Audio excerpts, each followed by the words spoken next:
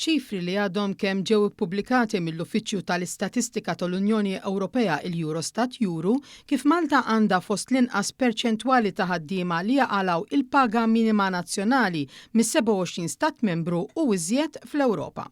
Skont din l-istatistika li tirrifletti riżultati mill-2022, Malta kellha 3.5% tal-ħaddiema f'dan il-livell, simili għal dak fl-Olanda waqt li kienu biss l-Estonja, l-Portugal u r-Repubblika Ċeka persentaġġi iżgħar.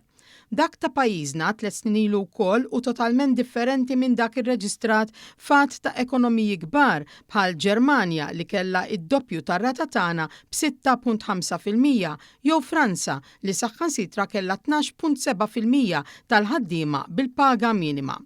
Dan minbarra l-fatt li fl-aħħar snin pajjiżna wkoll kompla jtejjeb il-kundizzjonijiet tal-ħaddiema ġenerali waqt li għamilha legalment impossibbli li ħaddiem jibqa' fuq il-paga minima għal iżjed minn sena. Differenti wkoll minna, il-ħaddiema fil-maġġoranza tal-pajjiżi Ewropej raw iżjed piżijiet jitabbew fuqhom waqt li l-introduzzjoni ta' qatt ta' miżuri ta' awsterità mill-gvernijiet rispettivi għadhom qed iċaħduhom minn benefiċċju li kienu mdorrijin bihom. Dr. Stefano Filauro mill-Università Sapienza ta' Ruma li tkellem mal-Euronews dwar ir-riżultati mill-Eurostat tenna li hu naturali li l-pajjiżi li jgawdu minn istituzzjonijiet b'saħħithom u ħaddiema bi ftehmiet kollettivi fis-seħħ ikollhom inqas ħaddiema fuq il-paga minima.